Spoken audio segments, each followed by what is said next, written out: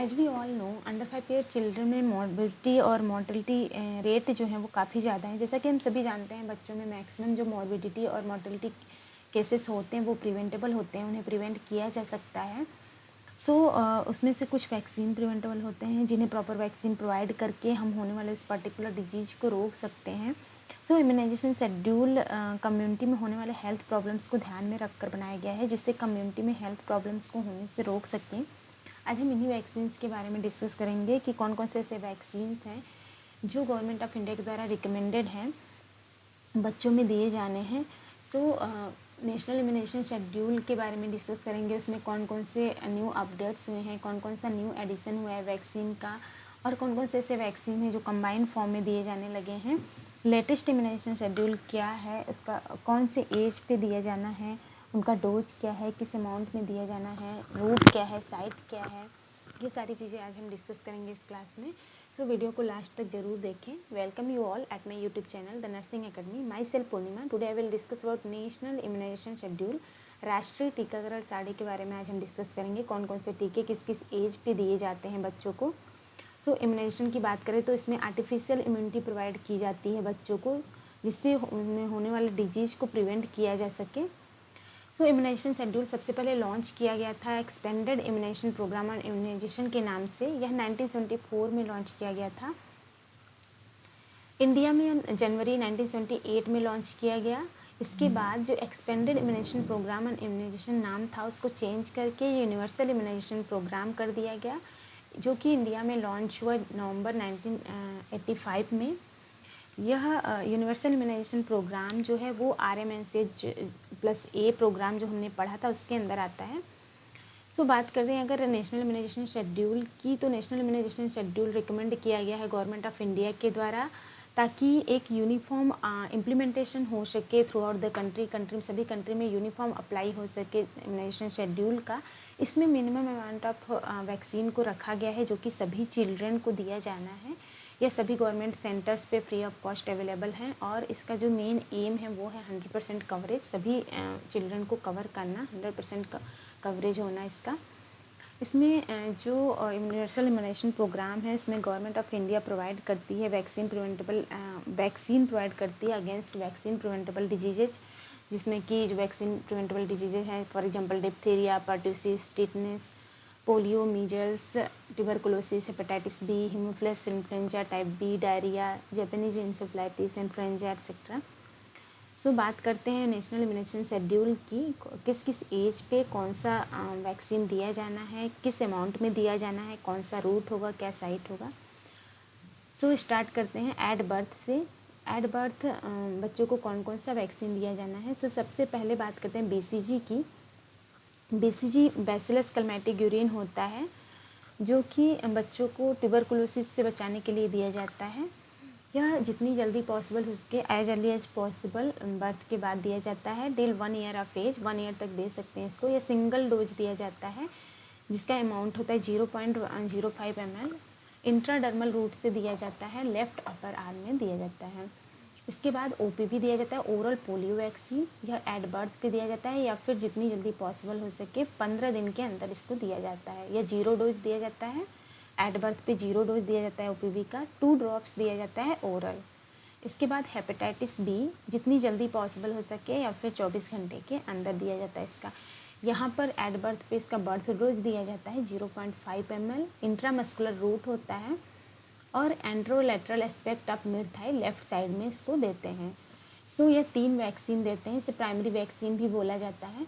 3 vaccine देते हैं, BCG का सिंगल डोज, OPV का 0 डोज, हेपेटाइटिस बी का बर्थ डोज देते हैं। इसके बाद एट 6 वीक्स पे कौन कौन सा वैक्सीन देते हैं।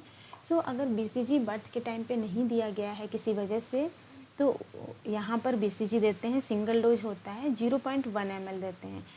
ये ध्यान रखने वाली चीज़ है, एट बर्थ अगर हम दे रहे हैं BCG तो 0.05 ml दिया जाता है, और अगर एट 6 वीक बर्थ के टाइम पे किसी वजह से मिस हो गया हो तो उसके बाद अगर 6 वीक में दे रहे हैं तो 0.1 ml देते हैं। तो जैसा कि हमने बताया कि 1 साल तक दे सकते हैं, तो जब भी दें तो अगर बर्थ के टाइम पे मिस हो गया तो उसके बाद 6 वीक के बाद आपको 0.1 ml देना है। Route same intradermal left upper arm में दिया जाता है। लेफ्ट अपर आर्म में इसलिए दिया जाता है ताकि एक यूनिफॉर्म पॉलिसी बनाई गई है, क्योंकि जैसा कि आपको पता है बीसीजी के बाद एक स्कार फॉर्म होता है। सो इससे बच्चों को मीन्स पता करना इजी हो जाता है कि हाँ फ्यूचर में उनको पता करना इजी हो जाता है कि वो वैक्सीनेशन उनको मिला है कि नहीं बीसीजी के अगेंस्ट, तो उनको फाइंड आउट करना इजी हो जाता है कि प्रीवियस इम्यूनाइजेशन उनका हुआ है बीसीजी का। सो इसके बाद ओपीवी फर्स्ट डोज दिया जाता है 2 ड्रॉप्स ओरल। पेंटावेलेंट वैक्सीन का फर्स्ट डोज दिया जाता है 0.5 ml। पेंटावेलेंट वैक्सीन की बात करें तो पहले जो था डीपीटी का वैक्सीन दिया जाता था, डीपीटी का वैक्सीन दिया जाता था। तो डीपीटी का वैक्सीन इसमें पेंटावेलेंट वैक्सीन में इंक्लूड है।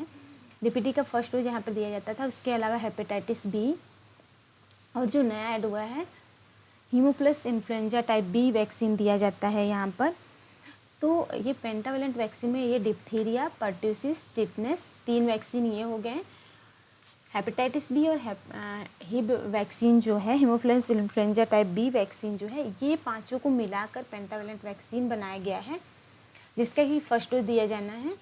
ये पेंटावेलेंट वैक्सीन इसलिए बनाया गया है ताकि जो बच्चों में बार बार जो प्रिक करना पड़ रहा था वो ना करना पड़े, एक वैक्सीन से काम हो जाए उनका। तो कंबाइंड फॉर्म में ये दिया जाता है पेंटावेलेंट वैक्सीन। इसका फर्स्ट डोज दिया जाता है 0.5 ml इंट्रामस्कुलरली दिया जाता है। Anterolateral aspect of mid thigh left side में दिया जाता है। इसके बाद रोटा वायरस वैक्सीन ऐड हुआ है, क्योंकि जैसा कि पता है बच्चों में डायरिया के केसेस बहुत ज़्यादा हैं, मोर्टेलिटी रेट डायरिया से जो काफ़ी ज़्यादा है, तो उसके लिए रोटा वायरस वैक्सीन प्रोवाइड किया जाता है। इसका फर्स्ट डोज दिया जाएगा 5 ड्रॉप्स दिया जाता है ओरल। इसके बाद ओपीवी ओरल पोलियो वैक्सीन दिया ही जाता है, इसके साथ में आईपीवी भी दिया जाता है। इनएक्टिवेटेड पोलियो वैक्सीन भी प्रोवाइड किया जा रहा है ताकि जो बच्चों को ज़्यादा इम्यूनाइजेशन प्रोवाइड हो सके, स्ट्रेंथन प्रोवाइड किया जा सके, उन इम्यूनिटी को स्ट्रेंथ किया जा सके, ये ओपीवी और आईपीवी साथ में देकर। तो इसमें फ्रैक्शनल डोज दिया जाता है इनएक्टिवेटेड पोलियो वैक्सीन का 0.1 ml दिया जाता है इंट्राडर्मली राइट अपर आर्म में दिया जाता है। पीसीवी दिया जाता है। इसके अलावा पीसीवी का first dose pneumococcal conjugate vaccine का फर्स्ट डोज दिया जाता है 0.5 ml IM intramuscularly anterolateral part of the thigh में दिया जाता है। सो ये सारे वैक्सीन दिए जाते हैं 6 वीक पे। इसके बाद एट 10 वीक्स पे कौन कौन से वैक्सीन दिए जाते हैं? ओरल पोलियो वैक्सीन का सेकेंड डोज 2 ड्रॉप्स दिया जाता है ओरली। पेंटावेलेंट जैसा कि हमने बताया 5 वैक्सीन साथ में, पेंटावेलेंट वैक्सीन का सेकेंड डोज दिया जाता है। अमाउंट रूट और side same. Rota virus vaccine का सेकेंड डोज दिया जाता है 5 ड्रॉप्स ओरल। ओके, इसके बाद 14 वीक्स की बात करें तो 14 वीक्स पे कौन कौन सा डोज दिया जाता है? ओपीवी का थर्ड डोज, जो भी प्राइमरी वैक्सीन दिए जा रहे हैं उनका थर्ड डोज दिया जाएगा यहाँ पे, लाइक ओपीवी का थर्ड डोज, पेंटावेलेंट का third dose, rota virus vaccine का थर्ड डोज दिया जाएगा। जो फ्रैक्शनल आईपीवी दिया जा रहा था 6 वीक पे, उसका एक सेकेंड डोज दिया जाएगा 14 वीक्स पे। तो fractional dose of inactivated polio vaccine second dose दिया जाएगा 14 वीक्स पे 0.1 ml इंट्राडर्मली। पीसीवी का फर्स्ट डोज जो दिया जा रहा था 6 वीक पे, वो भी 14 वीक पे सेकेंड डोज दिया जाएगा 0.5 ml intramuscularly anterolateral part of the thigh में दिया जाएगा। सो यहाँ पर ये 2 वैक्सीन जो हैं जो 6 वीक पे दिए जा रहे थे, वो याद रखने वाली चीज़ है, 6 वीक और 14 वीक पे दिया जाता है। इसके बाद बात करें अगर 9th कंप्लीटेड मंथ से 12 मंथ के बीच, तो मीजल्स का वैक्सीन दिया जाता है। मीजल्स या मीजल और रूमेला कंबाइंड फॉर्म में दिया जाता है MR वैक्सीन। ये 5 ईयर्स तक दे सकते हैं। अगर 9 to 12 मंथ के बीच में अगर नहीं किसी वजह से मिस कर गए हैं तो उसको 5 ईयर्स तक दे सकते हैं, 5 ईयर्स तक दे सकते हैं। इसका फर्स्ट डोज दिया जाता है 9th कंप्लीटेड मंथ से 12 मंथ के बीच में। 0.5 ml होता है इसका अमाउंट और सबक्यूटेनियस रूट से दिया जाता है राइट अपर आर्म में। इसके बाद विटामिन ए दिया जाता है first dose 1 ml 1 lakh international unit दिया जाता है ओरली। जापानीज इंसेफ्लाइटिस दिया जाता है। जापानीज इंसेफ्लाइटिस जो है वो सर्टेन एंडेमिक एरियाज में दिए जाते हैं, लाइक असम हो गया, बिहार, दिल्ली, गोवा, हरियाणा, झारखंड, केरला, कर्नाटका, महाराष्ट्र, मणिपाल, नागालैंड, पंजाब, तमिलनाडु, उत्तर प्रदेश, उत्तराखंड, वेस्ट बंगाल। तो ये जो एंडेमिक एरियाज हैं वहाँ पे ये जापानीज इंसेफ्लाइटिस दिया जाता है। तो इसका फर्स्ट डोज 9 to 12 मंथ के बीच में दिया जाना है। 0.5 ml अमाउंट होता है, सबक्यूटेनियस रूट से दिए जाते हैं और लेफ्ट अपर आर्म में दिए जाते हैं। इसके अलावा पीसीवी दिया जाएगा, पीसीवी का बूस्टर डोज दिया जाएगा। पीसीवी न्यूमोकोकल कंजुगेट वैक्सीन, जैसा कि हमने बताया, ये भी सारे एरिया में नहीं दिए जाते, ये भी सेलेक्टेड एरिया, सेलेक्टेड डिस्ट्रिक्ट में दिए जाते हैं, सेलेक्टेड स्टेट में, लाइक बिहार, हिमाचल प्रदेश, मध्य प्रदेश, यूपी, राजस्थान, हरियाणा, कुछ सेलेक्टेड जो रीजन है, सेलेक्टेड स्टेट है, वहाँ पर ही पीसीवी भी दिया जाता है, सारी जगह पे नहीं दिया जाता है। तो इसका बूस्टर डोज 9 to 12 मंथ के बीच में दिया जाएगा।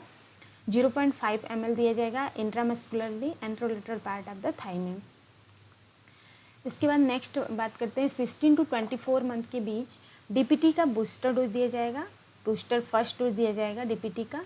डिप्थीरिया पर्टुसिस टिटनेस जो पेंटावेलेट में इंक्लूडेड था, उसका बूस्टर डोज यहाँ पे दिया जाएगा। फर्स्ट बूस्टर 0.5 ml इंट्रामस्कुलरली दिया जाएगा। Anterolateral aspect of mid thigh left side में दिया जाएगा। इसके बाद जो मीजल रूबेला का सेकेंड डोज दिया जाएगा। फर्स्ट डोज जो दिया जा रहा था 9 to 12 मंथ में, सेकेंड डोज दिया जाएगा 16 to 24 मंथ में। 0.5 ml subcutaneous right upper arm में दिया जाएगा। इसके बाद जैपनीज इंसेफ्लाइटिस का सेकेंड डोज दिया जाएगा एंडेमिक एरिया के लिए। 0.5 ml subcutaneous left upper arm. इसके बाद विटामिन ए दिया जाएगा। विटामिन ए का फर्स्ट डोज जो दिया जा रहा था, उसके बाद सेकेंड से 9th डोज यहाँ पर दिया जाएगा। तो 16 मंथ से शुरू करना है, डीपीटी और ओपीवी बूस्टर के साथ शुरू करना है। इसके बाद सेकेंड से 9th डोज जो दिया जाना है वह हर एक 6 मंथ के बाद दिया जाएगा। एक डोज दिया जाएगा, फिर उसके बाद 6 मंथ के बाद दूसरा डोज दिया जाएगा। इस तरह से 1 डोज एवरी 6 मंथ तक देना है। 6 month up to the 5 years, 5 years तक 6 मंथ के इंटरवल पे विटामिन ए का डोज उनको प्रोवाइड करना है। सो इस टाइम पे ध्यान देना है कि जो अमाउंट है वो 2 ml 2 लाख इंटरनेशनल यूनिट उनको प्रोवाइड करना है ओरली। नेक्स्ट बात करते हैं 5 to 6 years। 5 to 6 years में डीपीटी का वैक्सीन बूस्टर सेकेंड देना है। डिप्थीरिया पर्टुसिस टिटनेस, इसका बूस्टर सेकेंड डोज देना है 0.5 ml intramuscularly left upper arm में।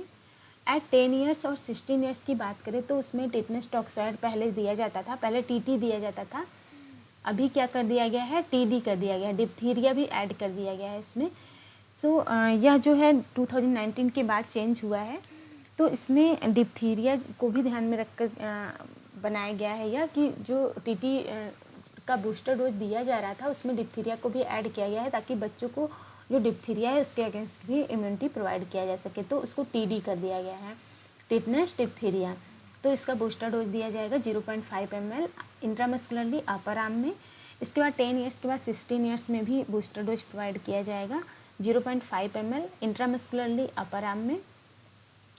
इसके बाद जो बेनिफिशियरीज हैं इम्यूनाइजेशन शेड्यूल के, उसमें चिल्ड्रन आते हैं 0 to 16 years तक एज ग्रुप। ओके, इसके बाद प्रेग्नेंट वुमेन भी आते हैं। तो प्रेग्नेंट वुमेन की बात की जाए तो प्रेग्नेंट वुमेन को जो इम्यूनाइजेशन प्रोवाइड किया जाता है, जो वैक्सीन प्रोवाइड किया जाता है, उसमें जैसा कि हमने बताया कि पहले टीटी प्रोवाइड किया जाता था, पहले टीटी दिया जाता था, टिटनेस टॉक्सॉइड वैक्सीन दिया जाता था। अभी क्या है, टिटनेस डिप्थीरिया वैक्सीन कर दिया गया है उसको। तो टीडी फर्स्ट दिया जाएगा, फर्स्ट डोज दिया जाएगा अर्ली इन प्रेगनेंसी, जितनी जल्दी पॉसिबल हो प्रेगनेंसी में फर्स्ट डोज दिया जाएगा 0.5 ml इंट्रामस्कुलरली अपर आर्म में। उसके बाद टीडी सेकेंड डोज दिया जाएगा 4 वीक आफ्टर फर्स्ट डोज। जब भी फर्स्ट डोज दिया गया है उसके 1 मंथ के बाद टीडी सेकेंड डोज दिया जाएगा 0.5 ml इंट्रामस्कुलरली अपर आर्म में, यह भी दिया जाएगा। इसके बाद अगर पहले से TD first TD second pregnant women को मिला हुआ है, मीन्स लास्ट 3 ईयर के अंदर, पिछले 3 साल के अंदर अगर उन्होंने टीडी फर्स्ट और टीडी सेकेंड डोज लिया हुआ है, तो उस टाइम में उनको बस बूस्टर डोज प्रोवाइड करना है, क्योंकि उन्होंने ऑलरेडी 2 डोज लेके रखा हुआ है। तो बूस्टर डोज उनको प्रोवाइड करना है, वो भी 0.5 ml IM अपर आर्म में प्रोवाइड करना है उनको। सो ये थे इम्यूनाइजेशन शेड्यूल, इसको फॉलो करने लगे। मिनिमम अमाउंट ऑफ वैक्सीन होता है जो कि जो गवर्नमेंट ऑफ इंडिया के द्वारा रिकमेंडेड किया गया है कि इतना बच्चों को प्रोवाइड कराना ही कराना है।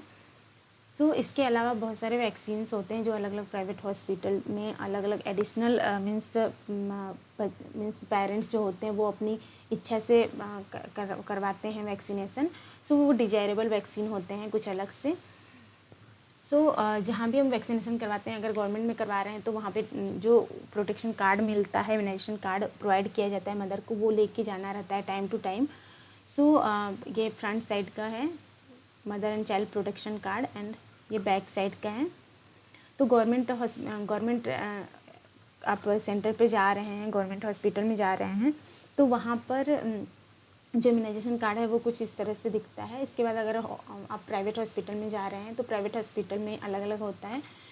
तो कुछ प्राइवेट हॉस्पिटल में इस तरह से कार्ड आपको मिलता है, वो टाइम पे वो उसमें मेंशन करते हैं किस डेट पे आपको आना है, या फिर कोई अगर वैक्सीन आपका छूट गया है तो उसको भी उसमें मेंशन करते हैं कि आपका वैक्सीन हो गया है, कौन सा बचा हुआ है।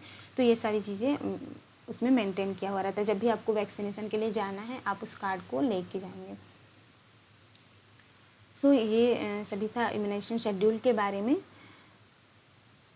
जब भी आपका कोई भी वैक्सीन अगर मिस हो गया है तो आपको ऐसा नहीं कि पूरा वैक्सीन शेड्यूल जो है वो फिर से फॉलो करना है। आपको जहाँ से वैक्सीन जो है वो छूटा हुआ है उसके आगे से आपको कंटिन्यू करना है। So this is all about national immunization schedule. Okay, video अगर आपको अच्छा लगा हो तो लाइक करिए, शेयर करिए और सब्सक्राइब करिए इस चैनल को। Thank you.